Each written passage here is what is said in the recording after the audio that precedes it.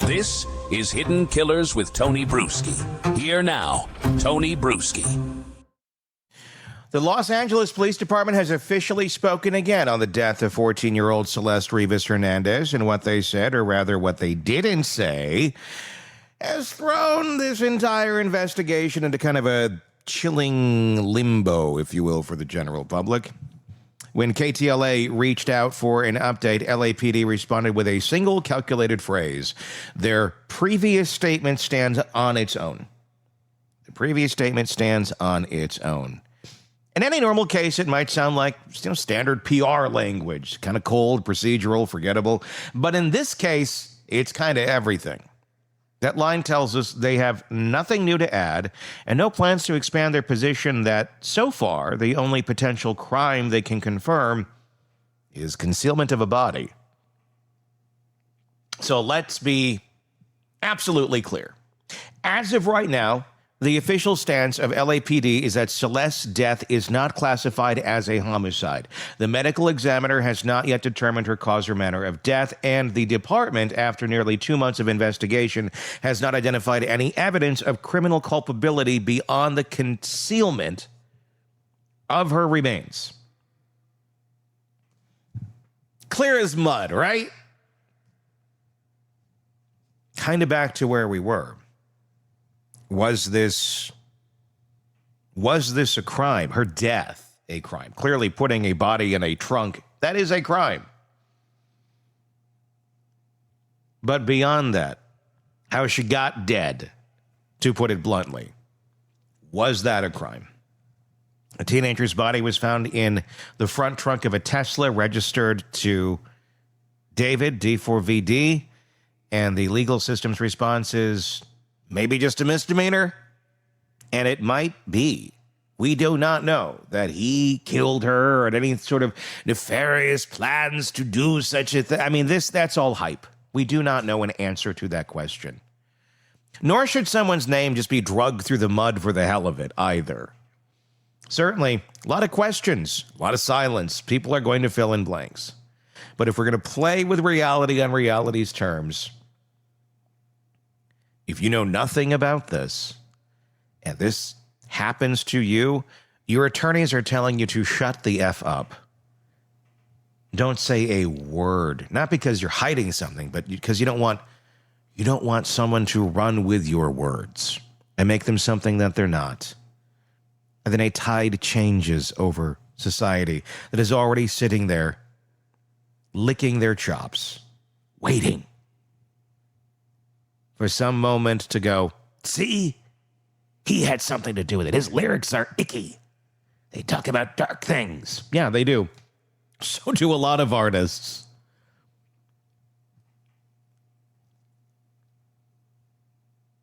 Under California Penal Code 152, concealment of an accidental death is classified as a misdemeanor.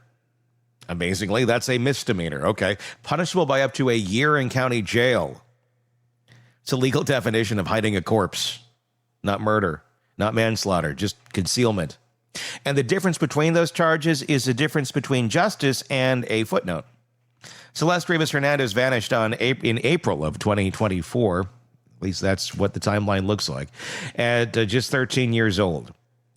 And vanished, again, there's so many moving parts to this damn story. Vanished means one thing to another.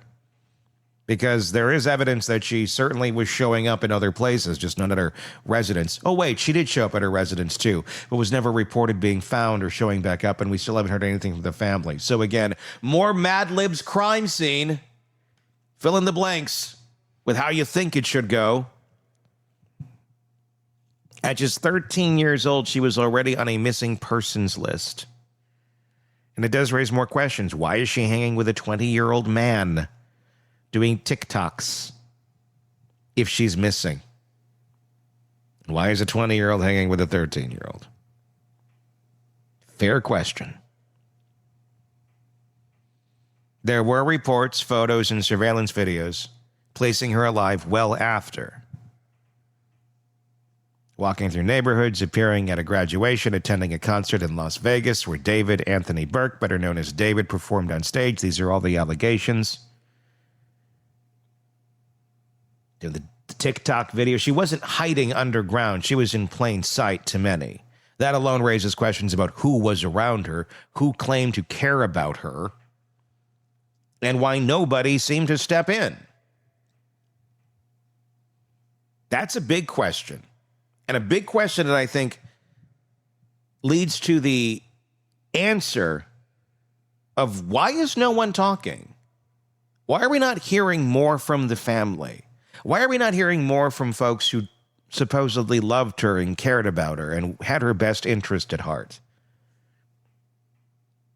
Is that because there really wasn't a lot of people that actually loved her and cared about her and had her best interest at heart? Was she just another girl, another groupie that fell into the world of a young, dumb, and up-and-coming male artist?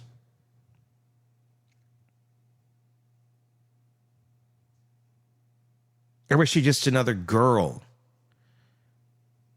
to a family that should have cared about her and loved her? I don't know the answer to this question. I'm speculating. Another thorn in someone's side, another troubled youth making poor decisions that a family in their infinite wisdom decides at 13, well, she'll learn it on her own. She'll figure it out. I don't know, but at 13, they make a lot of bad choices because they're fucking 13. At 13, you make bad choices. It's kind of like if there was a manual to go with people, you would get they're going to make bad choices. They're defective until they're older. And our brains essentially kind of are. Going from childhood to adulthood, trying to navigate that path in general is difficult. Add all this to the mix. You're not getting a recipe for good decision-making on her part, no matter how you frame it. That's not victim blaming. That is fact. Poor choices were made on many parts, it seems, in this case. And when people make poor choices, the ones that are still alive to talk about it, they don't like to talk about them. Hence, a lot of silence. Fast forward to September of 2025, a Tesla parked on a quiet street in the Hollywood Hills starts drawing complaints about foul odor. The car is towed, impounded, and when officers pop the frunk, they find the decomposed body of a teenage girl. There is Celeste Rivas Hernandez. That is fact. The vehicle was registered to David. The property it was connected to had been leased by Burke's manager. Burke himself had allegedly moved out weeks earlier. The home was searched, devices, documents, items described only as tools and equipment were seized, and since that day, the silence from everyone connected to the case has been fairly deafening. No one has been arrested. No one's named a suspect. No criminal case sent to the district attorney. And now the LAPD appears to be signaling that we might never see one. It is a stunning move for a department that knows exactly how this looks. Because the discovery alone, the optics of it, the horror of a young girl's body hidden in a luxury car registered to a celebrity, suggests foul play to almost anyone with eyes.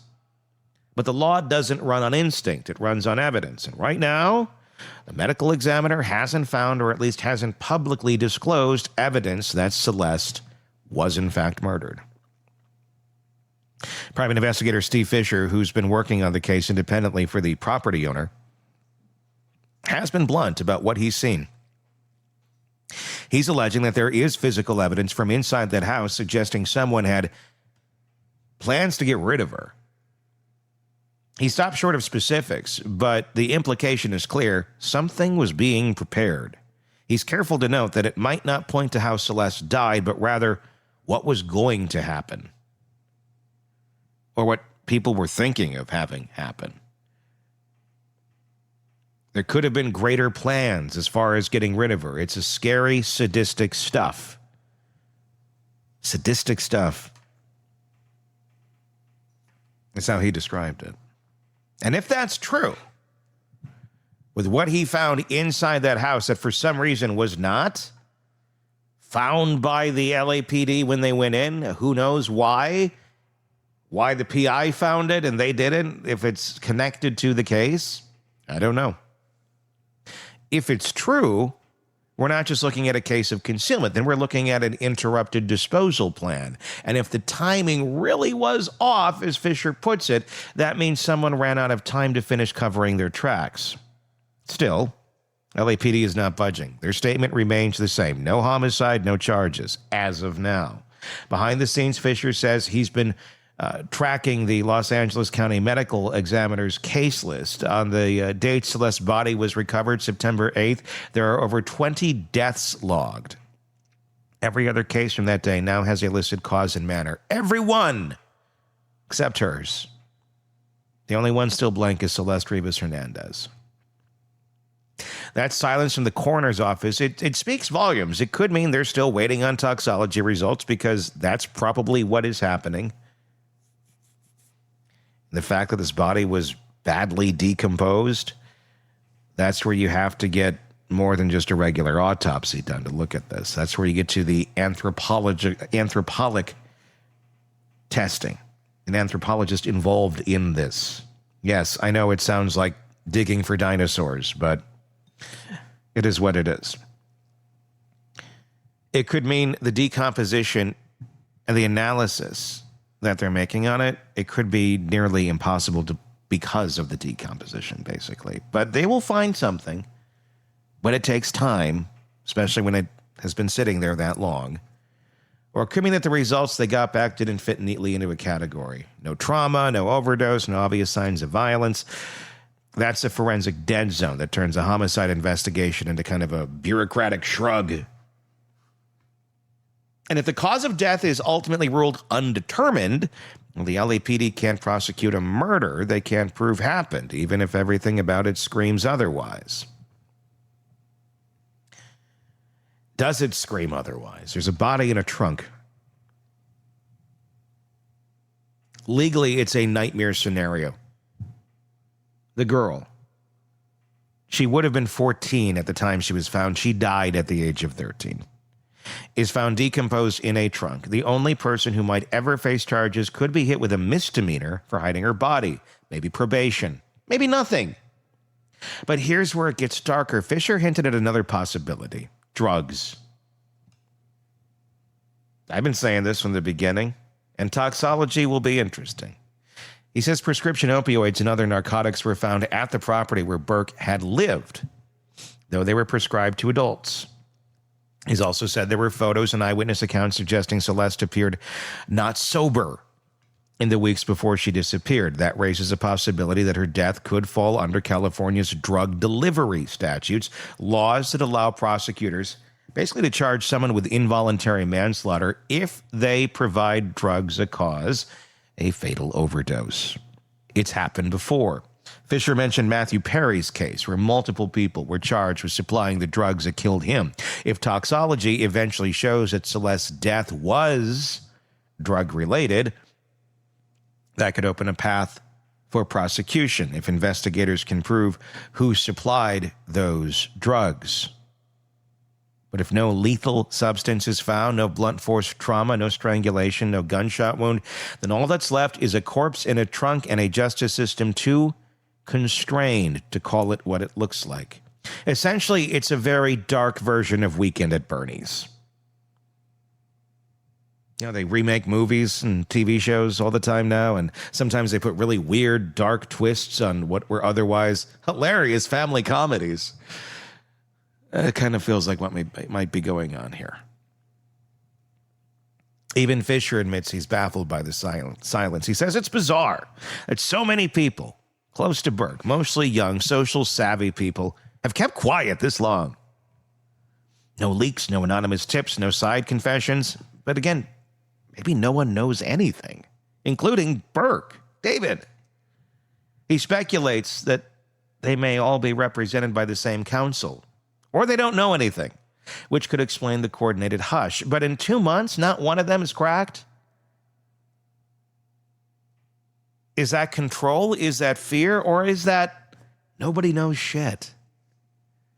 And through all of this, there is Celeste, A girl who, by every available account, was failed by just about every adult who should have protected her. Failed by the system that lost track of her while she was missing. Failed by those who saw her at events and did nothing. Failed by anyone who watched her slide into a world she was far too young to navigate. If they knew. Because, again, you have to look at it from perspective. There has been people that have said, oh, we saw her around. We thought she was the 19-year-old girlfriend. You don't necessarily go up to someone and go, let me see your ID. Let me check to make sure you are who you say you are in any sort of social situation. Someone says, this is my 19-year-old girlfriend, and I'm not saying they did. Or she says that, and I'm not saying she did. But if she did, oh, nice to meet you. Not prove it. So again, hard to fail somebody if you don't know something's wrong. If you're a bystander or operating within the circle to a certain extent. If you're mom and dad, I got some questions there. Her story is now a legal gray zone wrapped in a celebrity silence. And the longer this drags on, the easier it will be for that silence to harden into indifference. The LAPD statement, it stands on its own, may be technically correct, but it's also morally hollow. It leaves the public with a body and no cause. It leaves the family with grief and no answers. And it leaves anyone who believes in accountability wondering how the discovery of a teenage girl's remains can end with a shrug and a misdemeanor statute that reads like an afterthought.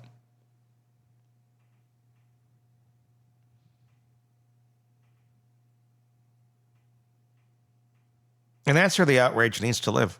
Not in speculation, not in rumor, but in the glaring disconnect between what we see and what the law allows. Because if this really is how it ends, if Celeste Rivas Hernandez death is filed away as undetermined, if no one is charged, if hiding her body is the only punishable act, then we're forced to confront what that means. It means a child can disappear, die, and decompose in a car owned by someone famous, and the system can throw up its hands and say, we can't prove she was killed. It's not justice, that's paralysis dressed as procedure. And maybe that's why cases like this don't fade away quietly. Because people can feel that something isn't right, even when the police won't say it. Because a 14-year-old shouldn't vanish into the trunk of a Tesla without a single person being held responsible. So the LAPD can keep saying their statement stands on its own. To who? That statement doesn't stand for much. It stands for delay. It stands for uncertainty. And until the coroner finally names a cause of death, until investigators stop protecting the appearance of order and start pursuing the reality of what happened, it stands for a truth that's as bleak as it is simple. Right now, there is no justice for Celeste Rivas Hernandez, only a parked car, a silent police file, and a growing sense that the truth has been buried right alongside her. Again, perspective, though, too. Investigators can only work with the information they are given.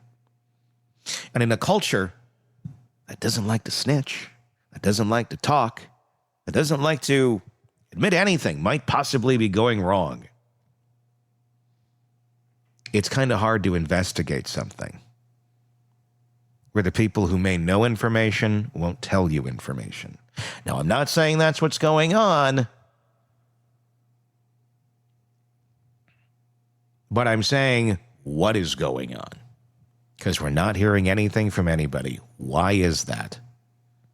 It's because there's too much shame from too many people who failed a person that should have been the forefront in their life. I don't know the answer to that question, but people don't like shame. And if admitting fault to something that ends in a fatality, when you don't have to, because it's not related to the case directly. It's related more to ethics and treatment of another human being that don't involve her death. Well, good luck prying that out of their hands. I think this might be where a lot of this case lies, in a lot of shame from a lot of people who saw Celeste Rivas Hernandez as less than a human. And I don't know that it was David. I don't. He may have been one of the very few in her life that gave her attention and care. Maybe crazy to say, but he may have been. And within that circle, something horrible happened. What? I don't know. And it may have been a complete accident and a bunch of young, dumb people trying to figure out, what do we do now? So this doesn't look worse than it already is. There's a lot here. All of it's speculation. What do you think? Tell me in the comments section. But I think there is a very real possibility that there's a world where this guy is not her enemy.